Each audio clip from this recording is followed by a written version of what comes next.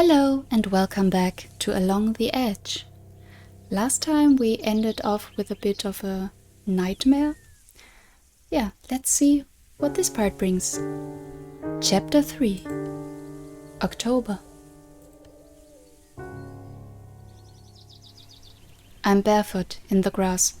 Before me, the black mass of the forest seems to invite me in. I feel a hand on my arm. Miss, I heard a noise, so I came to check. Mrs. Bottine is standing next to me, looking concerned. What am I doing here? What happened? A bad dream, miss. Just a bad dream. Come on, let's get you back to bed. It's the forest, right? The Sphinx calling me. Mrs. Bottine guides me back to my bedroom. I fall into a dreamless sleep. When I wake again, the sun is well up in the sky. I'm surprised to see Mrs. Bottine still here, asleep in a chair on the other side of the room. She's sleeping so peacefully, I feel almost guilty waking her up.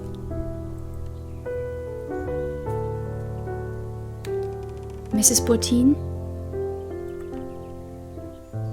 Oh, hello, Miss Daphne. I'm sorry, I must have dropped off. Dropped off? But what are you doing here? Oh, don't you remember? You gave us quite a fright last night. My Gérard heard you go out. He heard a noise and went to check what it was. When he saw it was you, he woke me up so I could take you back to bed. We're used to it anyway. It used to happen to Madame, your grandmother, quite often. Once or twice a month we'd find her wandering in the garden, and we had to put her back to bed. It must be the moon. The moon? Well, yes, she always did it when the moon was full. You know what they say, don't you? About the full moon? I don't see the connection, or yes, you must be right. What do they say about the full moon?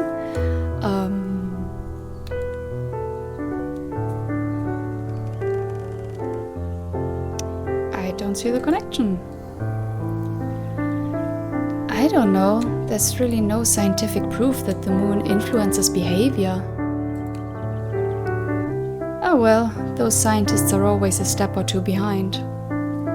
I speak from experience. The full moon always brings something with it.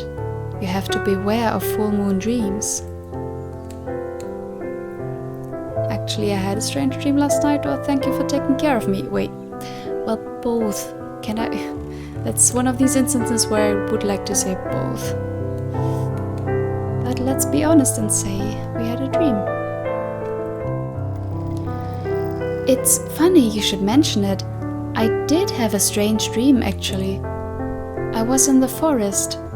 Then there was a mirror and a sphinx. A sphinx, you say? Did you know that's part of your family's coat of arms? Maybe you saw it there. Well, perhaps the coat of arms? Yes, that's right. The blazon of the De la Tour. You should have a look. It's carved into the tower wall. A blazon with a tower and a sphinx, a bit like that one from the pyramids. I'll take a look when I get the chance, thanks. You're right, maybe I did see it there. Well, miss, if you don't need me anymore, I'll get back to the lodge. Gérard must be waiting for me to fix his lunch. Yes, of course. Off you go. I know how to look after myself. In that case, have a good day, miss. And if you need anything at all, you just let me know. Mrs. Bottine goes, leaving me alone with my questions. I'm telling myself that this might be the moment to call Dr. Durand. He said I could call him if I felt the need, and I'm afraid that time has come. I'm not so sure he can do anything for me, but you never know. Yeah, good attitude. I pick up the phone and dial his number. Hello? Dr. Durand, it's Daphne de la Tour. Ah, hello, Daphne. Why are you calling? Well, you told me I could call. True, but you haven't been in touch since August, and now you're calling me on a Sunday morning. I'm guessing it must be important. Oh, I'm so sorry. I didn't realize. I can call you back tomorrow if you prefer.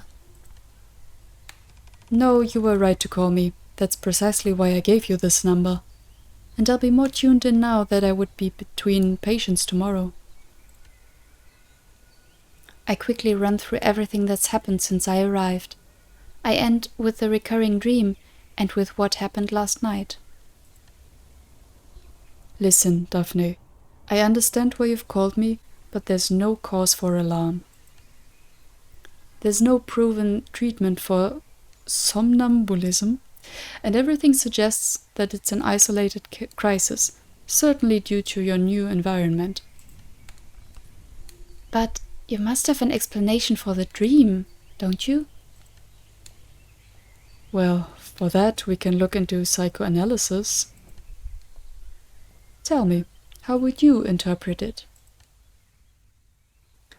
I must be disturbed by all these changes, or I felt like how do you? I know it's premonition. Premonitory dream? Okay. It's really all about us leaning into the whole witchcraft thing, is it?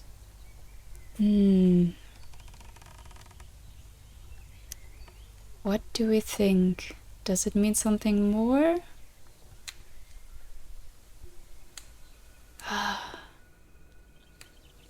Maybe it felt like a premonition? I don't know. The dream, it was really strange. It almost felt like a premonition. You're entitled to your beliefs, Daphne, but let me remind you that you are in charge of your own destiny. Don't forget that. Even if this dream was indeed a premonition, as you say, don't be trapped by the idea that your fate can't be changed. Yes, you're right. Most of all, don't push yourself too hard. Take some time to think things over. You've been through a lot of changes. When you get your bearings, everything will be fine. You'll see. Thank you, Doctor. You told me your ex-partner had paid you a visit. How do you see things there? I'm not sure. I should give him a chance. Well, we already decided to give him a chance, so yeah. I wonder if I wasn't wrong to throw away what we had. Surely our relationship deserves a chance.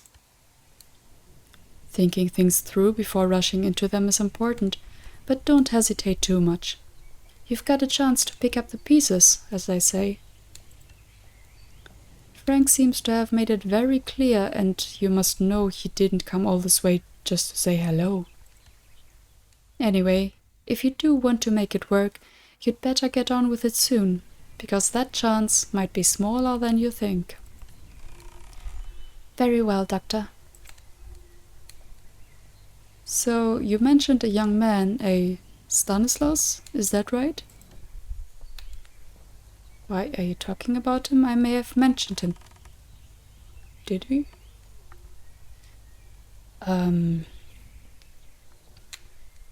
Okay, why are you talking about him? Yes, I did, but I don't see what he's got to do with my relationship with Frank. Don't get worked up. I'm just surprised you took the time to tell me every detail of your meeting with this man, since you only met him for a couple of minutes. I see where you're going with this, but I'm afraid you're on the wrong track. Me and Maltaire? No, it honestly hasn't even crossed my mind. Without talking about romance, I'm simply trying to point out some difficulties you may have bonding with new people. You left in order to start fresh, didn't you? One last thing, before we get back to our own regular Sundays. Yes? How do you feel about your new job? I like it a lot. It pays the bills. I hate it. I mean, we didn't even experience that much of the job, like what it is like until now, except for that one parent accusing us of being a witch, which isn't great, but let's be positive. I like it a lot. I know I wasn't sure about it when I left, but believe it or not, I love my new job. It was perfectly normal to be anxious in your situation. I was sure you would enjoy it. You were right. Teaching is really fulfilling. It's so satisfying to enable those young brains to get a grip on complex ideas. I'm glad to hear that. Hang on to that positive element. It will help you get through the trials life throws at you. That's what I'm thinking, yeah. All right. Daphne, I'm sorry, but I have to go. I'm glad to hear that you're more at peace. No matter what, I don't think you've got any need to worry. It's perfectly normal to doubt yourself and to need time to get your bearings. I'm glad to hear you say that. As for your sleepwalking episode, be alert, but don't be alarmed. You told me about the wardens living nearby. Perhaps you could ask them to be on their guard in case it happens again. Call me if you do ever feel yourself getting overwhelmed and, if needed, I'll refer you to a colleague in your area. Okay. Oh, and unless it's an emergency, try to check the day of the week before you jump at the phone next time. Yes, of course, Doctor. I'll try to limit my sleepwalking 2 weekdays from now on. All right. We'll say no more about it. Have a good Sunday. Thanks. You too. Well, that was pleasant. As I'm recovering from my night, lolling on the sofa with a good book and a cup of tea, I hear someone knocking. I'm surprised to find Frank beaming at me on the porch and holding a bunch of flowers.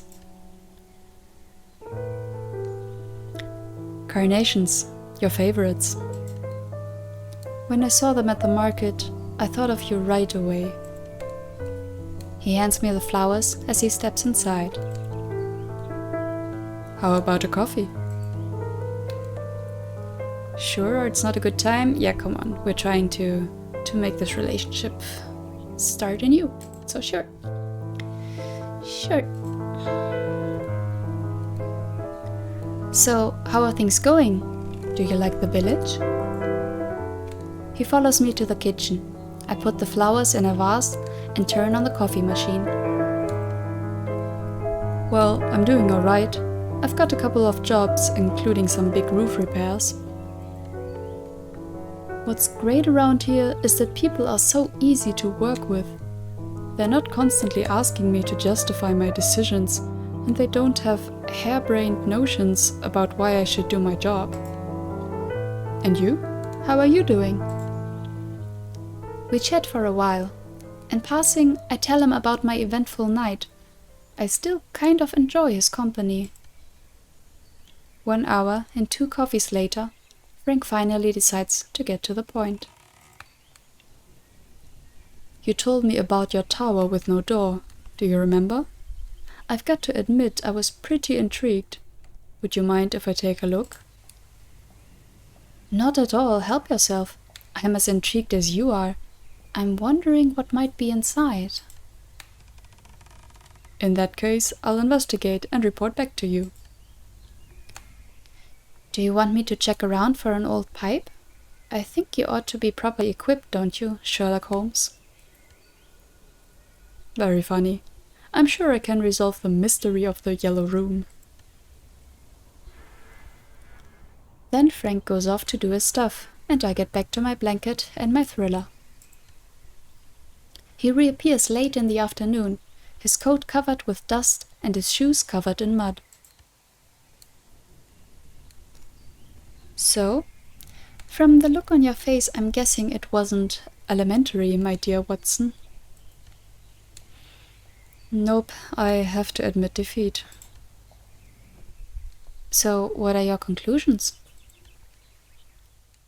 That there must be an entrance somewhere, but I couldn't find it. I tried to get in by the wall with a ladder, but the arrow slits are too narrow and too deep. I can't see anything inside, let alone get in, unless I blow up the wall. Mrs. Boudin caught me doing my acrobatic act, so I took the chance to ask her a few questions. Apparently, she's got no idea what's inside either. I told you so. When I suggested getting in by the roof, she immediately advised me against it. Apparently, the roof hides another, older stone ceiling. No way in that way either.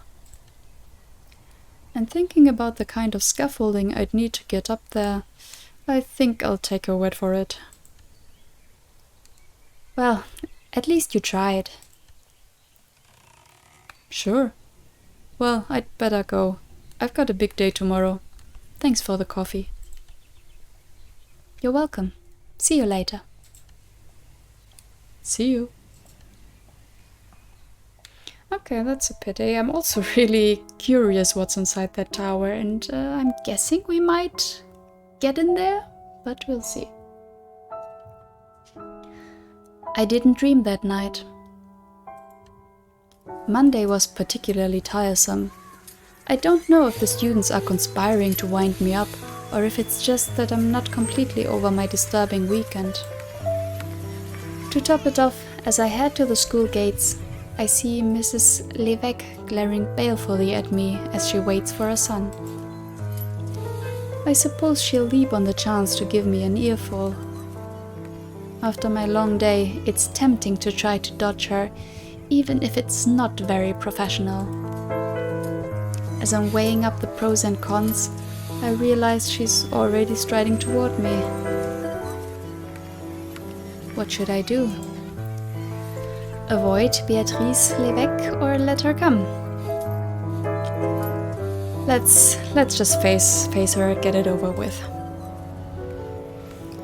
I'm bracing myself for an unpleasant 15 minutes when I feel a hand on my arm. Ah, Mr. Latour, I'm in luck. I just wanted a word with you. It's Stanislas Maltaire, holding a young child by the hand. Mrs. Levesque immediately turns on her heels and goes back outside the gates.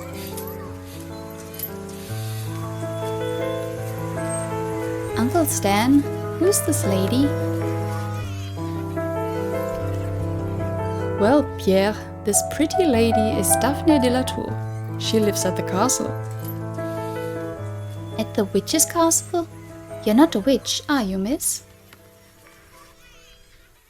Do excuse him. As you can tell, he's not afraid to speak his mind.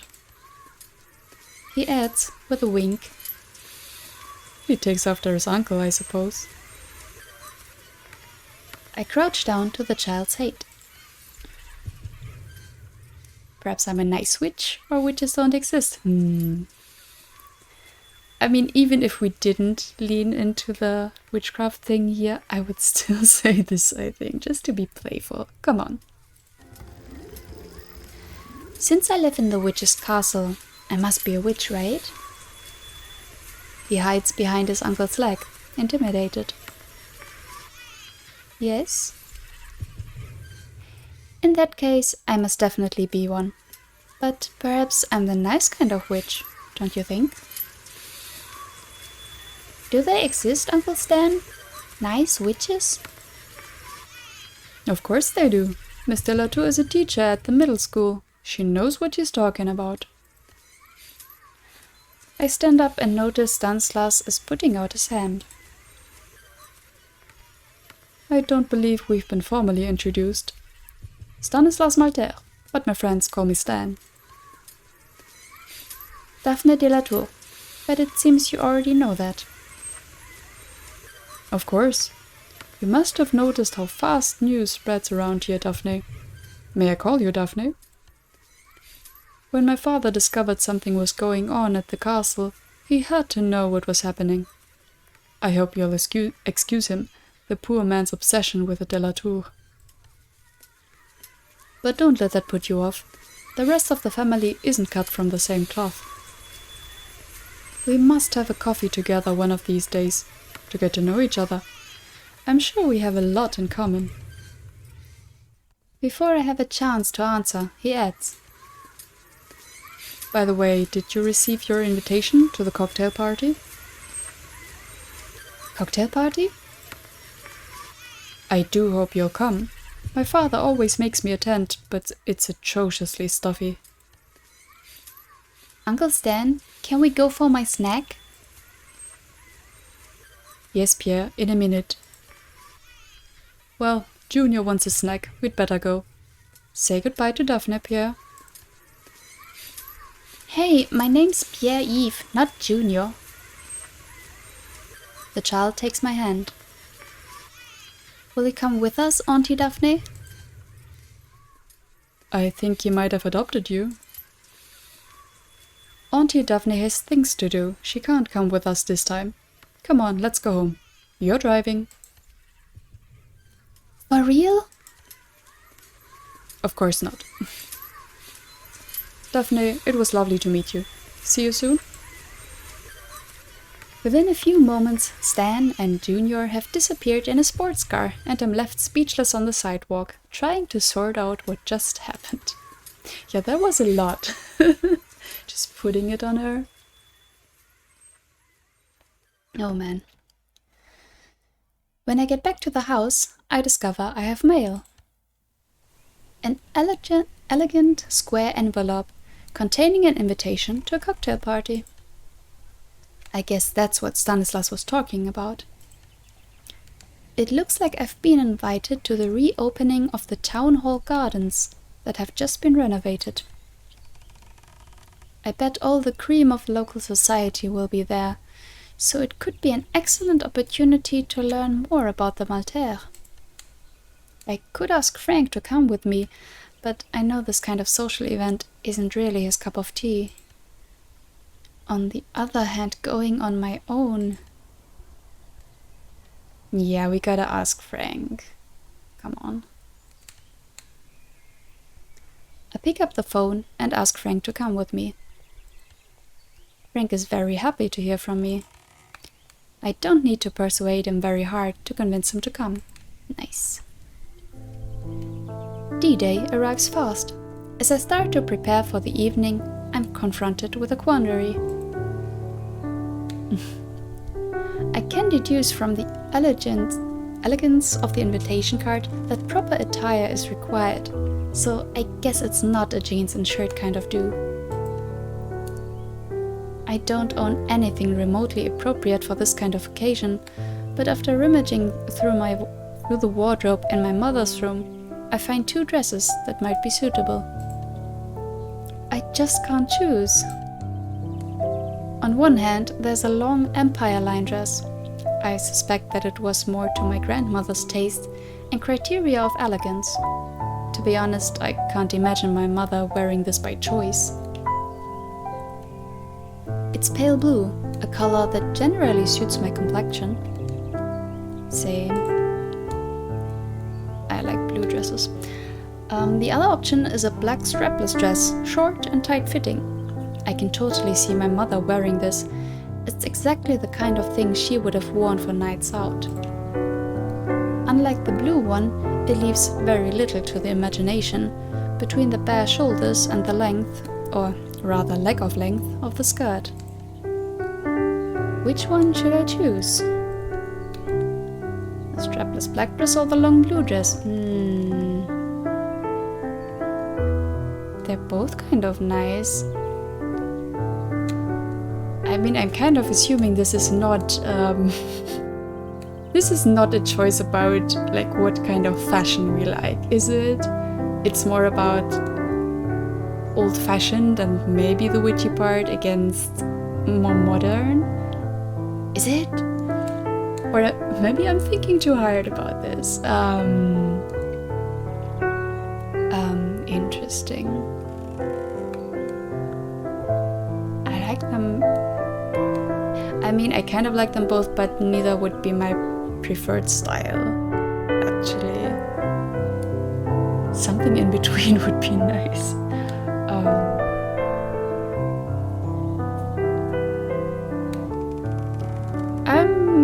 I'm going with the black dress. Can never really go wrong with that. It's a bit skimpy for October, but the weather seems warm enough. I might be a little cold, but I'll deal with it. It's not like I have 1,000 options. Oh, okay, you can change your mind. Interesting.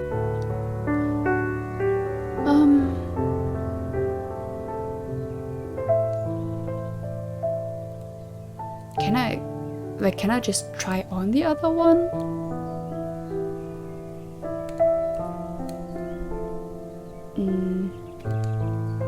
I'm just going with it. Whatever.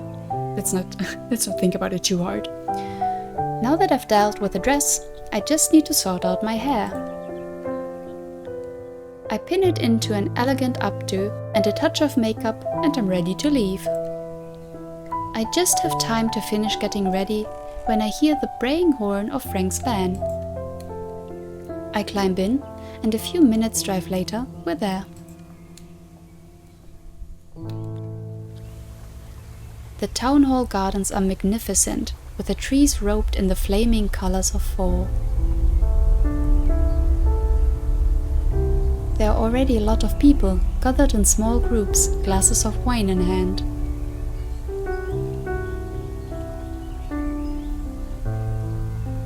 I'm glad Frank came. Having him next to me helps me find the courage to confront the crowd gathered there.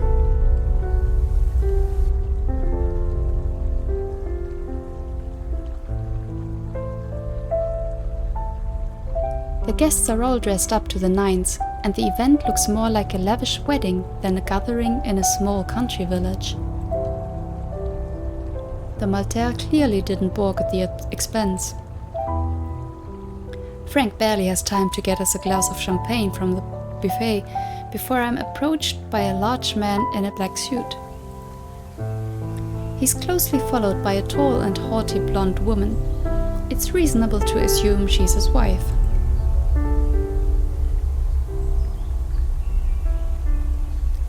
Ah, good evening, young lady. You must be the castle's new owner. I'm so glad you came to our little party. I must confess I've been eager to learn a bit more about you. I see you didn't come alone. Good evening, sir. Yves Maltaire. Frank Duval, pleased to meet you. Like the singer? Never mind, forget I said anything. Pleased to meet you. Let me introduce you to my wife, Clotilde Maltaire. Good evening, Mr. Latour. Daphne, pleased to meet you. Her icy handshake contrasts sharply with her husband's bonhomie. Bonhomie? I can read a mix of contempt and distaste in her eyes. Odd. It looks like my daughter, Solène, has been ambushed by old Mr. Maury. He waves his hand toward a pretty young blonde woman across the path. She's leaning down to an old man in a wheelchair who's caught her by the wrist and seems determined to hang on to her as long as decency allows. As for my son, I believe you've already met him. Yes, I have. Well, now that we're done with introductions, let me get to the point. I must tell you, my invitation wasn't without an ulterior motive. As you'll see for yourself later, during the opening ceremony, we're very concerned about the preservation of our cultural heritage here in the village. And as you may have heard, our relations with your grandmother were, how could I put it, strained. Cut short the conversation. No, let him continue. I want to know about this, and we don't want to be rude.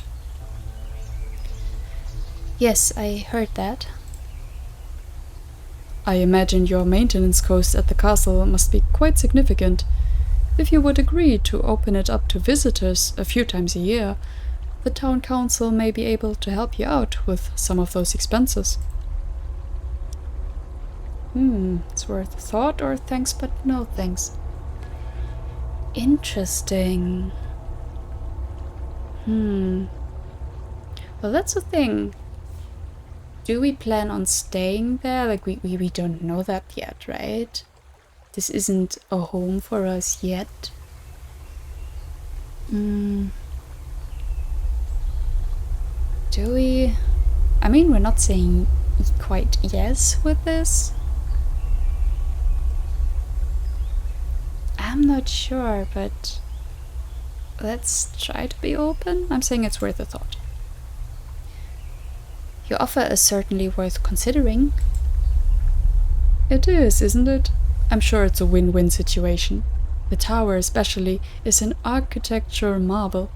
A building so old and so well conserved. It's extremely rare, you know. It's almost criminal to keep it out of the public eye, and it would be absolutely tragic to see it fall in disrepair due to lack of maintenance. It's not the kind of decision one can take lightly. I'll have to think it over. Anyway, let me assure you that I have the very best intentions, and I hope with all my heart that your move here will signal a new cordiality between our families. I wonder, what does he know about the tower? That's a very good question. Oh, I hope I can ask. Can I ask both? I really want to ask about both. Tower or the families. But I'm really curious about the tower. I'm surprised the tower interests you so much. Perhaps you could tell me more about its history? I keep forgetting you're not from around here. Everyone in the village knows the legends. We tend to forget that not everybody knows our local history. The legends? Oh, local stories, the kind you find everywhere. I wouldn't wish to bore you with it. Let us just say the tower is, in a way, the emblem of the village, and people would like to have it back as part of our community heritage. Oh, okay. Tell me more about the legends, or tell me more about its history. I want to know about the legends. I find these local stories fascinating. Can you tell me more? Well, of course, there's the story of the Maiden's Ghost, a young woman who supposedly killed herself after her heart was broken by jumping from the top of the tower. It's said you can hear her weeping sometimes, at full moon. There's also the tale about the Sphinx and the Druidess. Yes? Speaking of which, you must excuse me. I'm afraid I'll have to tell you another time. Time's getting on, and I have to prepare for the unveiling of the statue. The statue, you say, huh? Yves Maltaire disappears into the crowd. But now I know who the other members of the family are. I'll be able to question them directly. Solène is still dealing with the old man, and Clotilde, her mother, has taken advantage of her husband's departure to move over to the buffet. Do you say buffet, or is... I don't know. With several languages, it's always a bit confusing. I could also ask Frank what he thinks of all this. What should I do? Can I talk to everyone, though? I mean, we didn't ask Frank to come here just to tag along, right? We also want to do something for our relationship, so... but the chance to talk to the other... Oh, it's stressful if you don't know if you still have the chance to talk to everyone else.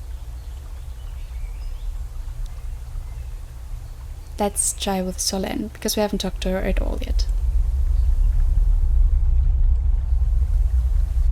When she sees me approaching, Solène seizes her seizes her chance and manages, finally, to extricate herself from Mr. Maurice's clutches.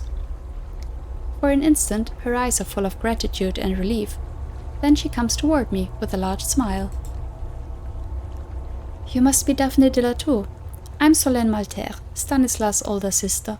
Pleased to meet you. The pleasure is mine. I was looking forward to meeting you. Stan told me you were delightful. Did he now? I saw him with your son. Stan told you about me. Yeah, let's focus more on the son and not on Stan. Yes, indeed. He was picking your son up at the end of the school day. Ah, so you met my little treasure. I hope he was behaving himself. He's been a bit of a handful since his father passed away. It's not always easy. What happened? Oh, sorry to hear that. That's so nosy, we just met her. Let's say just sorry.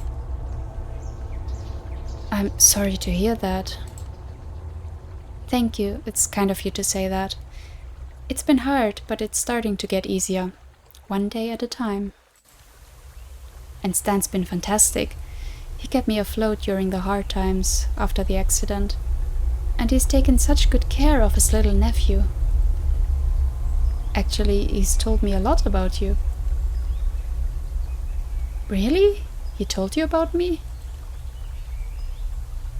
He did, and I want to apologize for his behavior. I know what he can be like around women. He probably won't like me telling you this, but I think you made quite an impression on him. Me too, he's backing up the wrong tree. Yeah, let's snuff that. Yeah, let's not encourage him. I'm afraid he's barking up the wrong tree. I'm sorry, but my heart's already taken.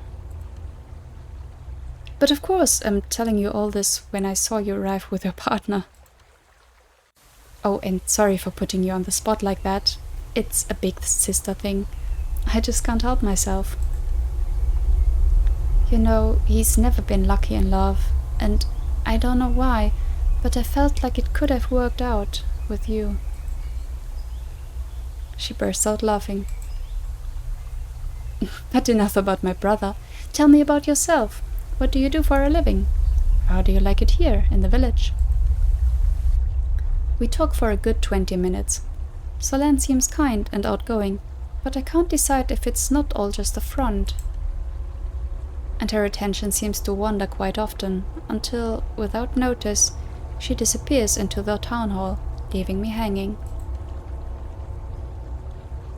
What should I do next? Okay, so I hope we can talk to everyone. Let's try with the madame. Clotilde Malter is chatting with a group of smartly dressed people. A vague smile plays on her lips. Her face is hard to read. Was she reluctant to attend this function? Or is the distant, haughty attitude part of her natural personality?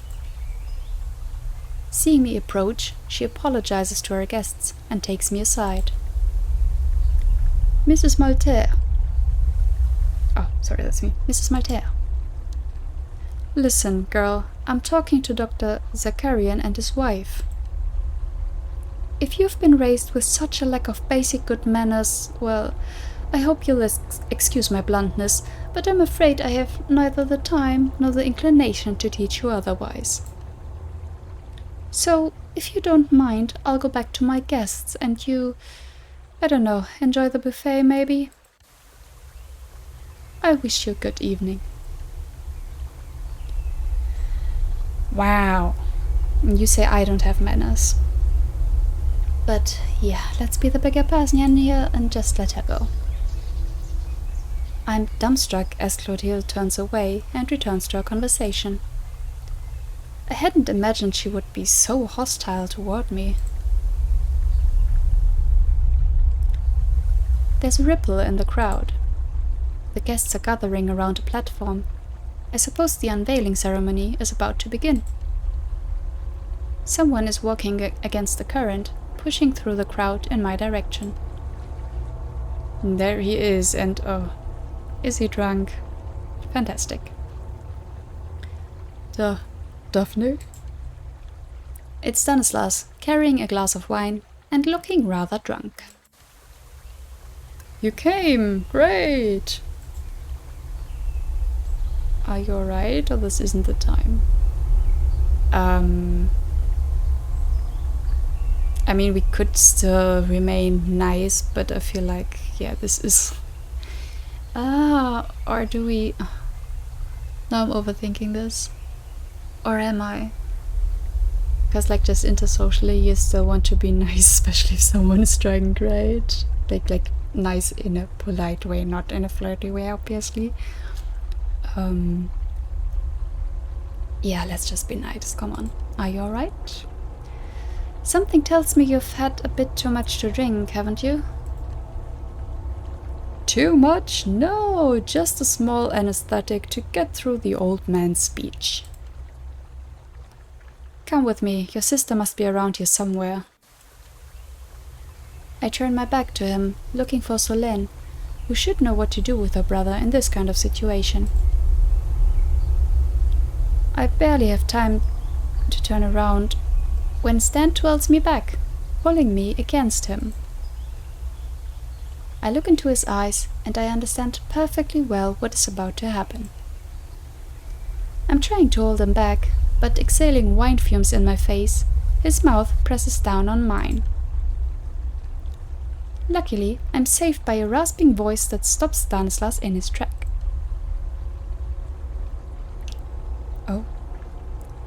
Oh, isn't it enough for you that you corrupt our youth?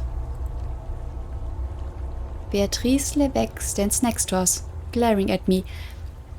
Of course she's glaring at me. Me who didn't do anything. Wow. These choices between getting worked up and calming things down. We always de-escalate, come on.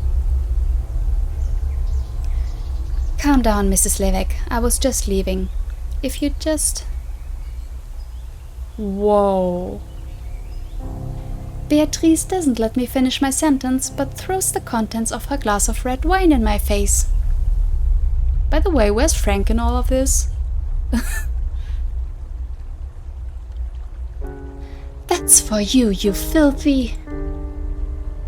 Surprised by the attack, I take a step backward and stumble. I feel a sharp pain in my left hand. Yeah, that's what I noticed here. Jeez. I feel my cheeks flushing. A ball of heat seems to blaze inside my chest. Filthy what? Filthy witch? Is that what you wanted to say? Stanislas helps me up. I feel something warm dripping down my finger and realize I must have cut my hand when I fell. See, and now I am injured. Are you happy? Since I am a filthy witch, I curse you. You'll pay for what you've done to me tonight. That's a bit far, I'd say, but okay. Is that what you wanted? Are you satisfied? If I am a sorceress, as you say, why not put my powers to good use? Daphne, your hand. Blood has been drawn. Careful with what you're about to... With perverse satisfaction, I watch Mrs. Lévesque turn white as a sheet. I hold her gaze until she lowers her head and turns away. Stan puts his hand on my shoulder and shakes me gently. Daphne? Daphne, do you realize what... I cut him off, exasperated. Oh, enough now. Leave me alone. I stride to the bathroom to clean out my wound, wipe the wine from my face, and, most of all, try to calm down. A few yards away, I see Frank, dumbstruck, the keys of the van in his hand. He must have witnessed the whole thing, but he knows me well enough not to try to prevent me from leaving. In the distance, on the platform, Yves Maltaire has taken the microphone and is about to speak. My dear friends, neighbors, and fellow citizens, we've come together to celebrate the start of the fall season. As you all know, by tradition, this time of the year is dedicated to reflection and remembrance. It's a time when we think of those dear to us who have moved on, who wait for us on the other side. But it's also the time of the offering when we pray that nature and her invisible entities bring us a mild winter. That's why our craftsmen have worked so hard all summer in preparation for this celebration, so that today we could present to you the fruit of our efforts. As we leave summer behind us to enter winter, this time of offering, as I said, seems like the ideal moment to renew our pact with our protectors. Those invisible forces who have allowed our traditions to survive, century after century, not to disappear at the whim of invasions and external influences, and to bring us good fortune, happiness, and prosperity every year. So, I'm proud to present you this physical representation of our pact. This statue, symbol of our community, that was worn down by the years and the weather, has now been remade by the masterful hands of our exceptional local craftsmen. Ladies and gentlemen, let me present to you the Sphinx. Of course. Wow. Okay, but talk about being calm. You don't just go around cursing people, like really you don't, especially if blood was drawn. Maybe I'm a bit too superstitious looking at this, but that's something I wouldn't do, even though, I don't know, I guess I believe in it a little bit, but not to an extreme extent. But still, you don't just say that. Now I'm wondering if we just wouldn't have been nice to him, or maybe worn the other dress, would that have made a difference? Wow. Oh well, there we had it, the Sphinx from our dream or quote-unquote premonition. Ooh, yeah, that was a lot, and that's it for today. Until next time, bye-bye!